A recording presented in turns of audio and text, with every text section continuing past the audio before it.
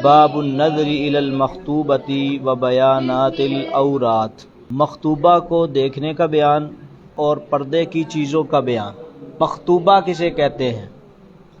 جس کو پیغام نکاح دیا جائے، اس کے ساتھ منگنی ہو جائے۔ پردہ کی چیزوں کا بیان۔ ابن رشد نے لکھا ہے، بعض لوگ کہتے ہیں کہ منگیتر کو دیکھنا فرض ہے، جیسے اہل الظاہر۔ وہ کہتے ہیں کہ حدیث میں دیکھنے کا حکم ہے، فانظر الیہا، حدیث میں دیکھنے کا حکم ہے، لہذا اس کو دیکھنا فرض ہے۔ بعض کہتے ہیں سنت ہے، بعض کیا کہتے ہیں؟ بعض احادیث سے یہ بات ثابت ہوتی ہے کہ دیکھنا کوئی فرض بھی نہیں۔ بعض مستحب کہتے ہیں، کتنا دیکھا جائے، کون کون سا حصہ اس کا دیکھا جائے۔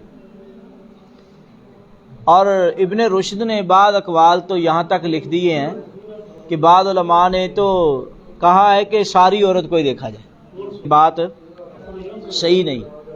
بعض نے کہا کہ چہرہ، ہاتھ اور پاؤں کو دیکھا جائے، بعض کہتے ہیں چہرے کو صرف دیکھا جائے۔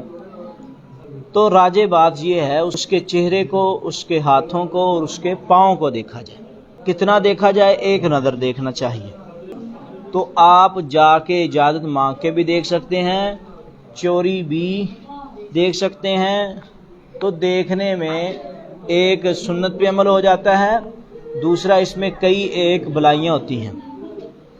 وعن ابی ہریرہ رضی اللہ تعالی عنہ قال، ابو ہریرہ رضی اللہ تعالی عنہ سے مروی ہے، قال انہوں نے کہا، جاء رجل الی النبی صلی اللہ علیہ وسلم، آیا ایک آدمی نبی کریم صلی اللہ علیہ وسلم کی طرف، فقال، اس نے کہا، انی، بے شک میں نے، تزوجت امرأة، میں نے شادی کی ایک عورت سے، من الانصاری، انصاریوں میں سے۔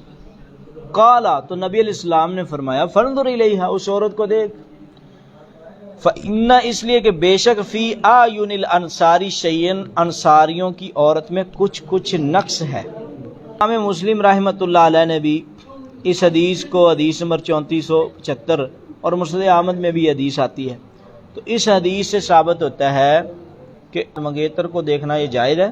تو دیکھنا جو ہے یہ سنت طریقہ ہے، مستحب ہے، لیکن عرف کا پورا خیال رکھا جائے۔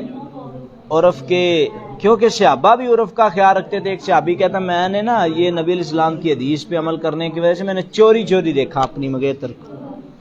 ایک صحابی سیدھا ڈائریکٹ گھر چلا گیا، دروازے پہ دستک دی، دروازہ کھٹکھٹایا، دروازہ کھولا، کہاں آئے ہو؟ کہا میں اپنی منگیتر کو دیکھنے ہیں۔ وہ بڑے پریشان ہو گئے، گھر والے کہا ہم تو نہیں دیکھنے دیں گے۔ تو کہا مجھے نبی علیہ السلام نے بھیجا کہ جاؤ دیکھ کے آؤ۔ اس پھر عورت نے اس مرد کے سامنے آئی اور اس کو کہا کہ تجھے قسم ہے کہ واقعی نبی صلی اللہ علیہ وسلم نے کہا۔ اس عورت نے، ایمان دیکھو، اگر نبی صلی اللہ علیہ وسلم نے کہا ہے پھر میرے والدین کی ان باتوں کی کوئی اہمیت نہیں ہے نبی علیہ السلام کے مقابلے میں۔ اس عورت نے اپنے پردے کو ہٹایا اور صحابی نے اس کو دیکھ لیا۔ وعن ابن مسعود رضی اللہ تعالی عنہ قال، قال رسول اللہ صلی اللہ علیہ وسلم، لا تباشر المرأة المرأة، عورت کے جسم کے ساتھ جسم نہ ملائے۔ لا فتنعتها لزوجها، پھر وہ اس کے متعلق اپنے خامد سے بیان کرے گی۔ کأنہا ینظر الیہا، وہ گویا اسی طرح ہوتا ہے جیسے وہ اسے دیکھ رہا ہے۔ عورت جب عورت کے جسم کے ساتھ جسم ٹچ کرے گی، اس کے جسم کا نرم ہونا، سخت ہونا دوسری عورت محسوس کرے گی، اور وہ عورت جب اپنے خامد سے بیان کرے گی گویا کہ اس نے اس عورت کو ننگا کر دیا۔ اور عورتوں سے بھی عورت کو پردہ کرنا چاہیے اور جسم کے ساتھ جسم نہیں ملانا چاہیے۔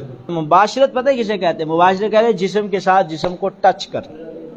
عن ابی سعید الخدری رضی اللہ تعالی عنہ قال، قال رسول اللہ صلی اللہ علیہ وسلم، فرمایا رسول اللہ صلی اللہ علیہ وسلم نے، لا ينظر الرجل الى عورت الرجل، نہ دیکھے کوئی مرد کسی مرد کے عورہ کی طرف، شرمگاہ کی طرف، ولا المرأة الى عورت المرأة، اور نہ کوئی عورت کسی عورت کی شرمگاہ کی طرف دیکھے، ولا يفضي الرجل الى رجل، اور نہ لیٹے آدمی کے ساتھ، فی ثوب واحد، ایک ہی کپڑے میں، یعنی کہ ایک ہی بستر چادر لے کر نہیں لیٹنا چاہیے۔ ولا تفضي المرأة الى المرأة فی ثوب واحد، اور نہ ہی عورت کسی عورت کے ساتھ ایک کپڑے میں لیٹے۔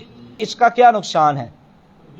یہ بات بالکل حرام ہے، کسی کی شرمگاہ کی طرف دیکھنا بالکل حرام ہے، اللہ ہمیں اس سے محفوظ فرمائے۔